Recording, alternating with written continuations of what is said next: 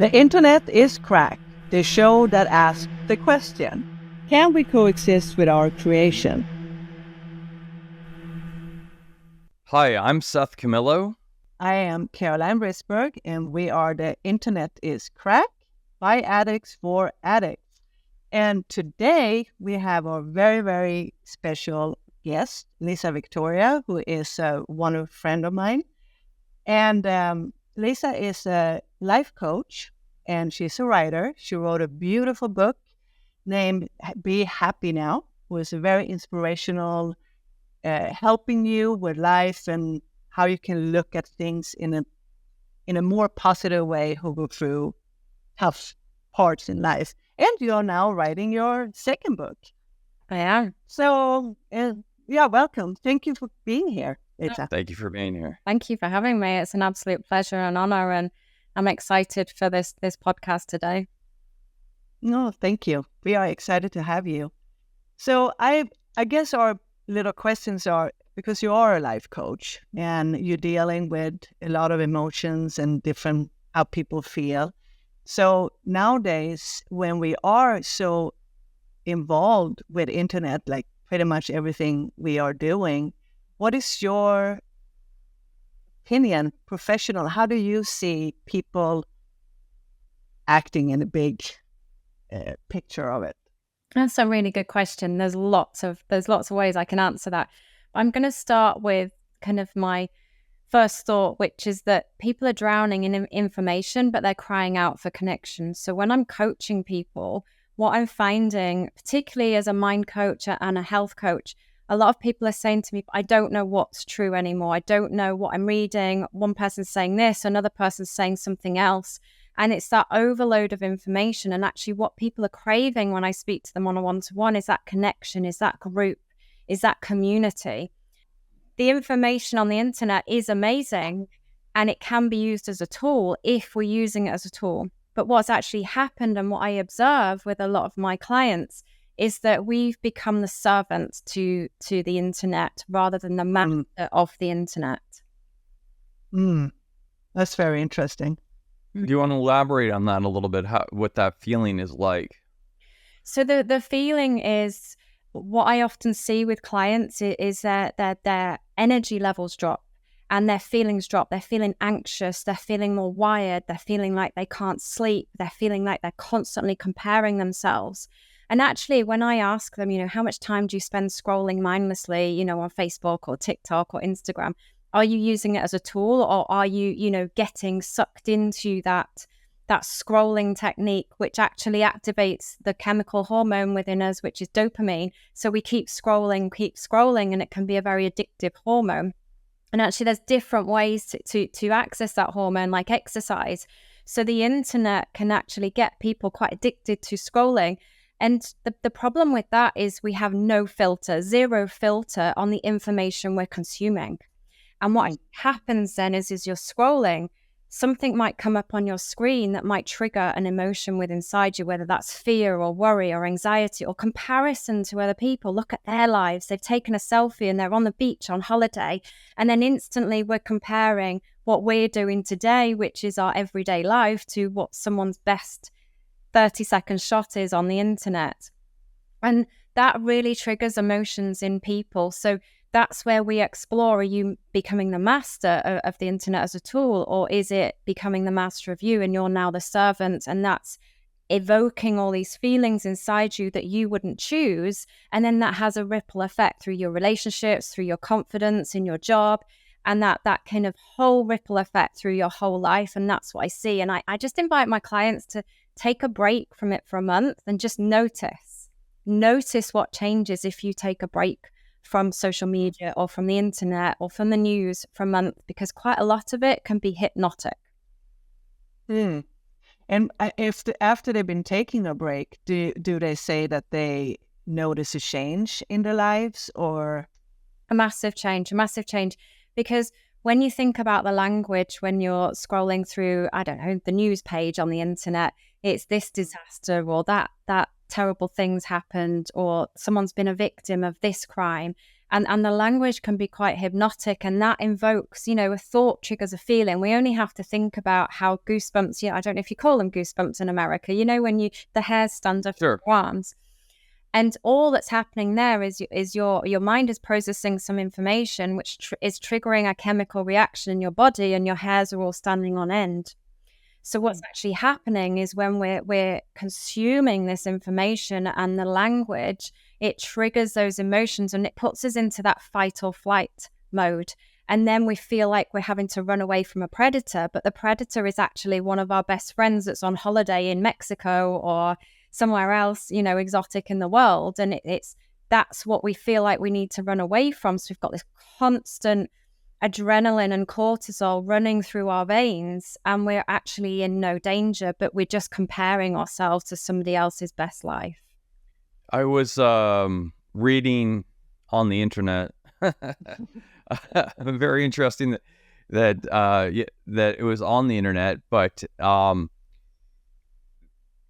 few psychologists were talking about how awful it is for teens and how there is a big problem with teens being diagnosed as ADHD when really they're just addicted to the internet. Mm-hmm. And when you get them off the internet, they start living again, and those symptoms go away. Mm-hmm. Mm-hmm. I do see some children through my clinic as well. And, there's no 2, 3, 4-year-old that doesn't feel amazing. They want to get outside. They want to play. You say to them, how fast can you run? And they'll go, do you want to see? And then they'll just run. Whereas if you ask a teenager, how fast can you run? They've already compared themselves to somebody else because they might have watched some clips on the internet and thought, well, I'll never be able to run as fast as that person. So that's when that comparison comes in.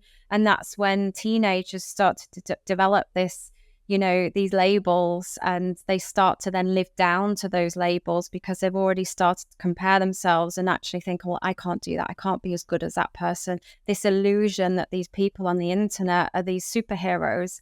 And actually we forget that inside us, we all have an inner superhero, but it's how we channel it, how we access it. Some people are amazing academically, other people are amazing, practically. And it's how we harness that skill within inside us rather than trying to be the best at everything. Because if you look on the internet, we want to look like everybody else. We want to be as good as everybody else. We want to feel like they look like they're feeling. And that's a lot of pressure to a ton of pressure.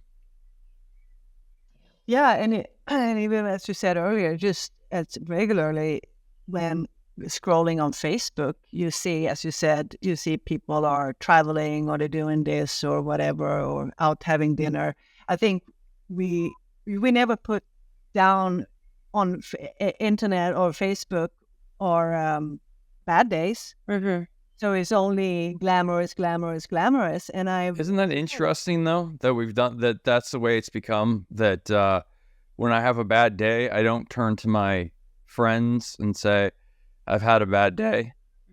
But if I'm in Tahiti and things are looking good for me, then I would share that. It's an interesting thing that I'm not turning to my friends for help. I'm turning to my friends to impress them, which I guess is a very base human emotion. Yes. We're looking for that acceptance, aren't we? We're looking for that validation. When we post on Facebook, we're looking to see, check back how many people liked it, how many people commented. And it's not, I wanted to share something, and then the detachment from the outcome of, well, did people like it? Yes or no? No, I've shared it. And actually, this was a really interesting thing for me. A few years ago, and I'll never forget this, I'm posting on Facebook quite a lot on my social media to inspire people. That's my passion. And again, that voice in my head will sometimes say, oh, how many people liked it? But it's an opinion I no longer value because I know where that voice will take me. That'll take me to worry, doubt, have I posted the right thing? All those feelings get evoked in you, thinking, oh, nobody's liked it. Oh, does that look silly? Should I take that post down? And actually, just one of my friends said to me when I next saw them, they live in a different country now. And when I next saw them, they said to me, I love your post. Don't stop posting because it really helps me every single day. And that person He never commented on my social media. He never liked any of my posts. So we have this illusion that people aren't liking our posts. We have this illusion that we need validation or we need to impress people. But actually, when we can detach ourselves from the outcome that we think we need for the feeling, and we can just either show up and shine or show up and get the information we would like to take from it, then it creates a really healthy relationship with the internet. And I think that's a question for your listeners, is to just check in with yourself and say, hey, how do I feel when I'm posting, or how do I feel when I'm interacting online? Because that will give you an indication as to whether you've got a healthy relationship with the internet or an unhealthy relationship with the internet that maybe needs some tweaking. And it might be just minor adjustments in terms of how you show up and become the master of the internet. Is it possible to master the internet is a question that I have. Well, I think the first thing is you've got to become a master of your own mind. Because when you can master your relationship with yourself, you can master any relationship external to you. So when you can master your relationship with yourself and you don't need any external validation, you don't need those dopamine hits from scrolling, and you know you're good enough just by having that relationship with yourself. Once you master your mind, then you can master any external relationship, whether that's a partner, whether that's a job, whether that's the internet. So I think the key thing here is to first and foremost become a master of your emotions and your thoughts. Because when you're truly, at peace and happy with yourself, then you're going to have a very healthy relationship with the internet, because you're not relying on people liking your posts for validation to feel good, because you already feel good, because you already know you're a good person. No, I'm just thinking just the connection, like the human connection between us, Well, look here, we are, look at this, we can sit, we are in different countries, we're different states, we are, this is fantastic. But we don't touch each other, we don't feel each other. And today, that's great, that's great. My family is back home in Sweden. I can see them every day, and thanks to the internet. But I guess my question is, how great is that in the long term, that we can meet our loved one online, we ordering food online, we do banking. Today we can even work at home. I mean, it's fantastic in many, many ways. But is it good to work at home all the time? Even though, yes, I think that's great, but I'm just trying to isolate ourselves, maybe. And it's a choice, isn't it? We always get to choose, and it's asking ourselves this question: is have I got complacent and the internet's become easy to order food? Has the internet become easy to connect with people, or am I choosing that medium? So if you could choose, would you choose that medium? Would you choose to walk to the local shop and pick up whatever you need from the grocery store? Or would you choose to just order it online? You've got to check in with yourself and just ask yourself, is this tool working for me? Or am I becoming the servant again to this master of the internet? And coming back to that human connection, a lovely, lovely hormone called oxytocin. When we hug people, we release oxytocin. When we're petting a dog, we release oxytocin. When we go to a yoga class, we release oxytocin. So it's really important for connection, that human connection, to have that feel-good hormone and the serotonin, the happy hormone, and it releases blood pressure. So whilst the internet is an amazing tool because we can talk from across the pond right now and we can connect with loved ones, I think the key is finding the right balance for you. So what is the right balance for you? Does it feel good? Because we're not making the internet wrong here, because it's allowed us to do this today. It's allowed you to connect with your family when they're across the world. So it's not about making the internet wrong. It's about up-leveling your consciousness so you can then say, hey, would I choose this?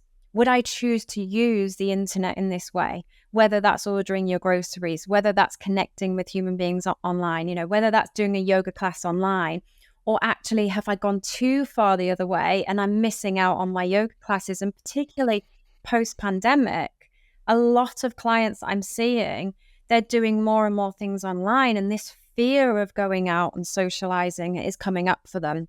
This fear of going out and reconnecting in the community. Or even if it's not just fear, it's that almost like, well, they've got complacent and I don't need to now. But when I ask them, well, how do you feel when you do go out to the yoga class versus when you've done it online? And it's a completely different feeling. So I think, again, for your listeners, it's asking yourself that question, how does it feel? Because if it feels good, great. But just keep checking in, because an online yoga class one week might be the best thing, but the next week an in-person one. So I think the question is about balance and making sure that it's working in your favor rather than against you. But I would make this point that whether or not you can control the internet and make it work for yourself, the fact that it is so difficult to make it work shows what a powerful drug it is. Yes. I mean, the very fact that you're talking about journaling. I mean, it's like you're talking about something menacing, to be quite honest. I mean, and how to find peace with it. So I think it's just very interesting that that you're speaking to how to solve the problem, but you're also speaking to the strength of the problem. Our attention span has done that, because we live in such a fast-paced world. We're always thinking about that busyness of what we've got to do next, where I've got to be. You know, we've become very busy as human beings, and we've almost become like human doings. We've forgotten how to really be, how to sit back and just be, because we're so busy doing. And I think, I'm guilty of falling into that trap sometimes. If we haven't got that much time, what's the saying? If you haven't got 20 minutes to meditate, then you need to find an hour or something. I can't remember who's. Yeah, that's very good. I'll take a one. It's so true, isn't it? Because if there's 24 hours in a day, and it's up to us how we choose to spend those. We choose how we spend our money from our bank account, but are we really choosing how we spend our seconds in our days? It's sort of the pornographing of everything. This, my coach has said, and I can't remember if it's my coach or whether she's quoted someone else, so someone might have heard this before, but I wanted to get the message across. First of all, we need to create peace in ourselves. So peace in ourselves creates peace in the home. Peace in the home creates peace in our community. Peace in our community creates peace in the country, and peace in the community creates peace in the world. It all starts with peace from within. And my question, which is the larger question, is, can you, especially with AI coming, can you really have a healthy relationship with the internet? And that's, I guess, what the question of our show is. And I want to agree on that, Seth, because I also think like we are so, it's so there in our face. So if you are addicted, or not even addicted, let's say because we don't even think that we are addicted, right? It's just there constantly. The phone, as you said, if you work, we have to be online. We have to do things like everything. It's like triggered that it's how can you? I mean, I hear what you say, Lisa, and I agree with you, but I can also see like how hard it is, because when you actually, whatever you do, you have to be connected. You're 100% right. I'm not saying it's easy. I'm saying it's possible, because when you think about people who change, people only change when it gets bad enough, when the pain is so bad that they need to do something about it. So people take a break from the internet when the pain has got so bad. So you'll see people post on Facebook, hey, I'm taking a break from Facebook, because the pain has got so bad that they don't want to be there anymore. I was actually just reading about, I have a BS in economics, and I was reading about an economic theory about that sometimes things being worse actually result in things being better. Yes. So if you're working at a job and you don't like it, but you can tolerate it, you'll stay there for the rest of your life. If it was a little bit worse, you would then follow your passion. You would quit, follow your passion, and have a good. So it's sort of the reverse of what you would think, but bad. Sometimes things being a little bit worse actually makes your life demonstrably better. And I think that's an interesting. And one thing I would like to say is I wish I had screenshot all of the goodbye statements on Facebook, you know? And what I find amazing is oftentimes they're people that I admire, you know? Oh, wait, you're in a band. You play all over Chicago. I mean, you're a professor. What are you talking about? This is making you feel too bad. And it's like, I think to myself, my gosh, if that person is feeling insecure from the internet, anybody can feel insecure from the internet. Yeah, 1000%. And this is my passion, guys, because I want people to do something about it before it gets to that point. Because when it gets to that point, it's I don't even want to say it's a bigger mountain to climb, but it's almost like you've fallen in the hole. You've got to climb out of that hole. Whereas if you're noticing that there's a hole, you can maybe put a board over it and not fall down it in the first place. You can walk across it. And that's where I'm passionate about inviting your listeners to just say, hey, what is my relationship? Does it feel good? Because if it doesn't feel good, it's only going to continue to probably feel worse and worse and worse over time. It's like that drip effect. There's just so much that explodes your dopamine in everyday life that you have to become a guru in a way you probably didn't need to 200 years ago. Yes. That's a good point. That comes back to our initial kind of comments, wasn't it, about we're drowning in information, but we're crying out. Yeah. And because as a community, absolutely true. All those years ago, Seth, if we were living on a farm, we'd talk to our neighbors, we'd have to walk and swap, skills or whatever it is, and have that connection and take the time to have conversations. Whereas now you can just ping someone a message. You don't even have to speak to them. You can just text. Yeah. And it comes back to that connection. It's how can you even just invite a little bit more connection into your life? Yeah, I agree. And I actually also was just thinking about like how the news is when you listen to the news or whatever. It also depends on your, let's say, political view. So you only listen to, for example, one side, and the algorithm will only go on that side. You will never really learn what the other side is. So I actually think because of all this information, and it's too much information, and whatever side we're on, it gets where I actually think we're getting more and more divided as well. That's a really important point. It's that division, isn't it, amongst communities? And actually when we look at it, even just through the pandemic, lots of friends got divided just based on their beliefs and their views, their choices. And actually, what happened to unconditional love and respect? It is sad. I mean, just the algorithm, let's say you like dog, you're clicking on a dog picture, you would only get dogs in your feed. I love dogs. Or cats, like it's totally... And I think we need to be careful about that because we only get one side of information. Even then, let's say the music. I know I've talked about this before, but let's say Spotify. You only get your songs that you want to listen to. You think you don't hear other songs because it's not in your algorithm. Same with the movies or whatever. And so is it with news.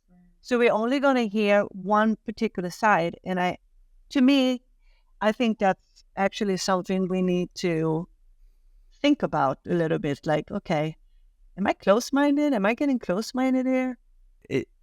They have your best interest not at heart, I think. And I think that's the nature of the internet. And I think that's the nature of the fundamental problem.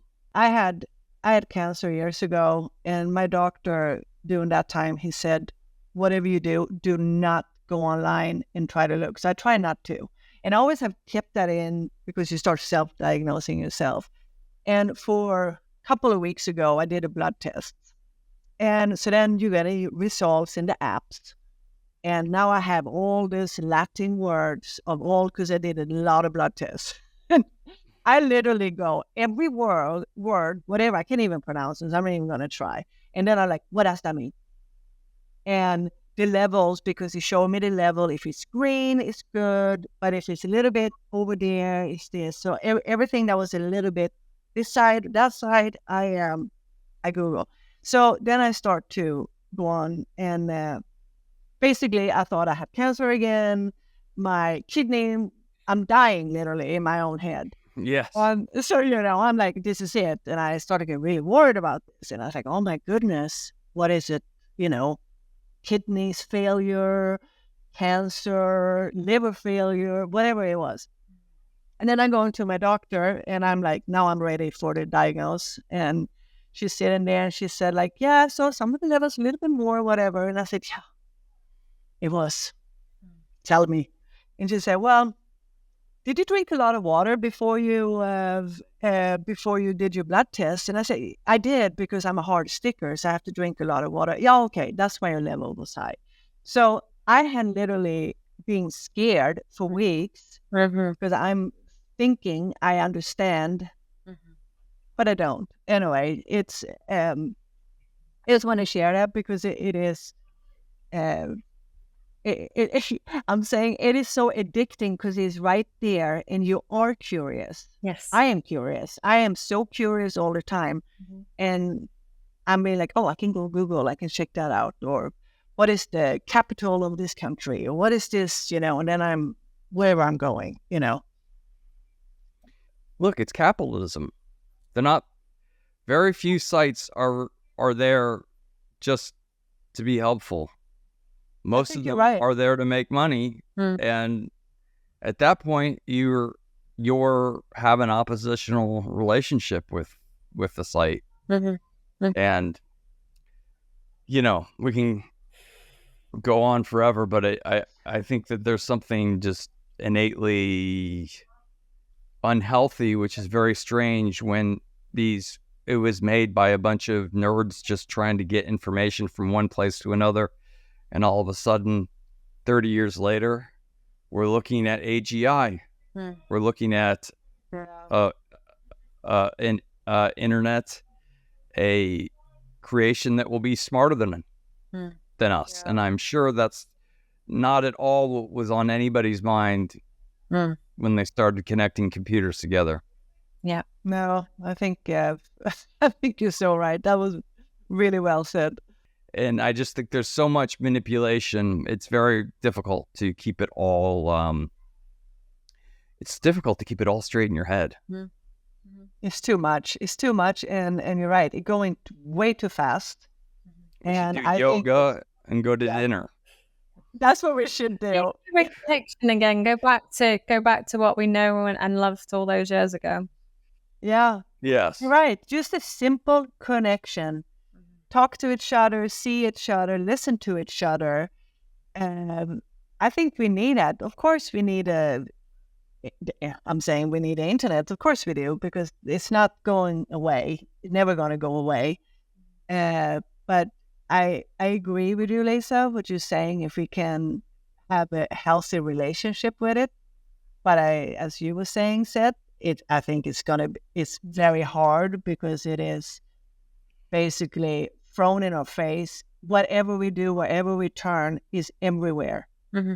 And all the temptations. And that's even with the advent of the radio, the television, everybody. I mean, the human brain has been faced with things in the last 100 or 200 years that it really wasn't designed to face. Yes. And so that's difficult. That's where people have this illusion of choice. That's what I see a lot, whether it's an illusion of choice with food or an illusion of choice with the internet. They think they're choosing, but actually they're not. They're just consuming a diet, whether that's food or whether that's information off the internet that is not healthy for them.